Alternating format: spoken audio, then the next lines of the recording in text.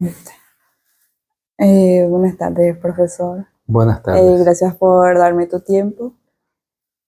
Eh, el tema del cual nos hablará hoy es sobre la batalla de Curupaytú. Muy bien. Sabemos que la batalla de Curupaytú fue una de las batallas que ocurrió durante la guerra de la Triple Alianza. Así es. ¿Y podés decirnos los antecedentes de esa batalla? Bueno, esto empezó ya en el mes de septiembre. Eh, el 1 de septiembre, cuando los aliados desembarcaron en el territorio paraguayo por primera vez, en un lugar que se conocía, en un lugar llamado Curuzú. En Curuzú desembarcaron los aliados y por primera vez pusieron pie en territorio paraguayo. Entre el 1 y el 2, la guarnición de Curuzú fue tomada por los brasileños. Y ocurrió también algo ahí de que el acorazado Río de Janeiro, que hasta hoy día está en el cauce principal del río Paraguay, fue hundido por tropas paraguayas, por la artillería paraguaya en aquella confrontación. Eso alarmó al mariscal López. Y al bajar, al poner lo que se llama cabeza de playa, se llama en término militar, ya los aliados, ahí una suerte de campamento, sabían de que iban a venir por tierra y que ya no iban a venir, o sea, iba a ser ya combinado el ataque por agua y posteriormente por tierra. Tenían ya alrededor de más de 20.000 hombres en Curuzú.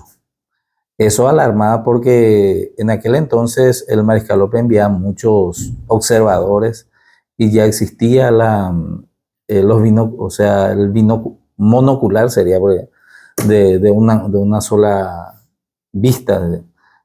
Y se observaban las posiciones aliadas que en cualquier momento ellos se preparaban para una batalla campal.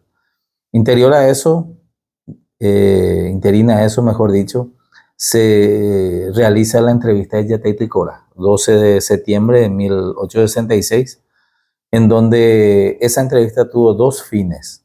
Uno, buscar por una solución posible de la guerra por medios diplomáticos, y segundo, ganar tiempo para la finalización de las trincheras de Curupaytú. Eran más de 2 kilómetros de largo, 140 cañones había que instalar en ese lugar.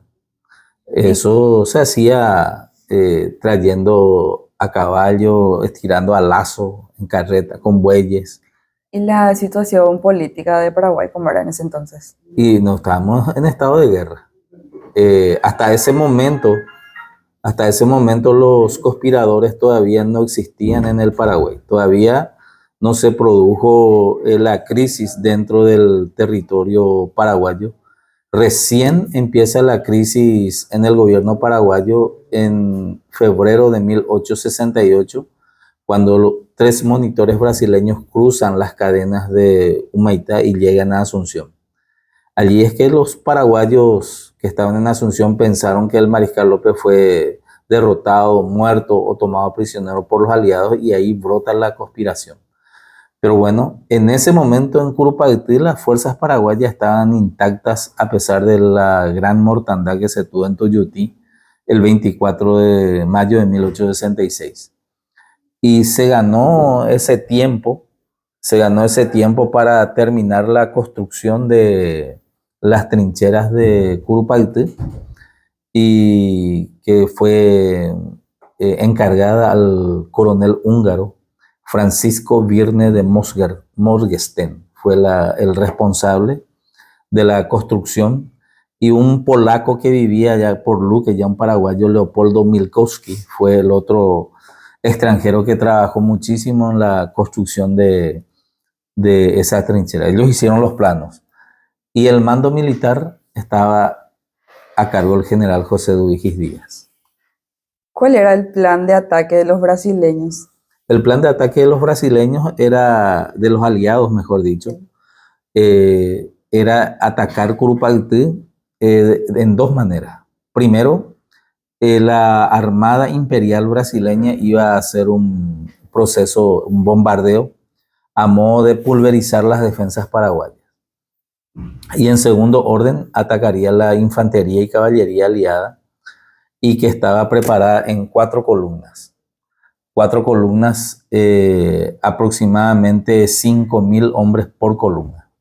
Estaban preparados 20.000 hombres, 20.000 aliados para atacar Curupayty. 4 columnas de 5.000 hombres. Originalmente, aproximadamente 1.500 a 2.000 hombres nomás defendían Curupayty. Después el mariscal López ordenó que, viendo que aumentaba y aumentaba las fuerzas aliadas, suba a 5.000 los hombres que iban a defender Curupayty. Y 5.000 paraguayos contra 20.000 aliados. Esa fue ¿Y cómo se defendieron los paraguayos? las trincheras. Y otra cosa, el elemento natural. La naturaleza fue la única vez que jugó a favor de Paraguay, pero siempre la naturaleza salió en contra de Paraguay. Esta vez, lo que pasa es que los aliados, probablemente guiados equivocadamente por desertores paraguayos, no conocían el terreno, no porque uno es paraguayo va a saber todo lo que es Paraguay. Probablemente los desertores que tomaron los aliados no eran conocedores del sur de Paraguay, de las tierras del Ñembucú, que eran esteros. Y justamente Curupayty está entre el Bellaco, el estero Bellaco, la laguna Méndez. Y cuando llueve esto se convierte en una laguna gigante en donde desaparecen los caminos. ¿Y qué pasó? Bajo agua quedaron varias fosas con trampas. Y esto hizo que la caballería aliada, por ejemplo, caiga con sus caballos y todo, con las trampas donde se hacían, por ejemplo, empalizadas puntiagudas, y eso traspasaba a un caballo y a su jinete.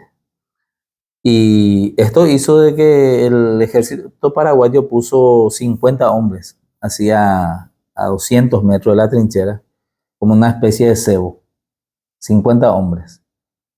¿Para qué eso? Para que una vez que ataquen los aliados, esos 50 hombres tenían que retroceder, para dar la impresión de que el ejército paraguayo huía. Y ahí para que ellos caigan en la totalidad. Estaban como cebos. Y allí hubo un problema en el mando brasileño y con el mando aliado, porque el almirante Tamandaré empezó a las 5:30 por allá, ordenó a la escuadra bombardear Curupayty. Más de 3.000 proyectiles cayó sobre Curupayty. Ellos decían de que con esto hemos descangralado Curupayty. O sea, que dejó, que supuestamente no iba a quedar nada después del bombardeo.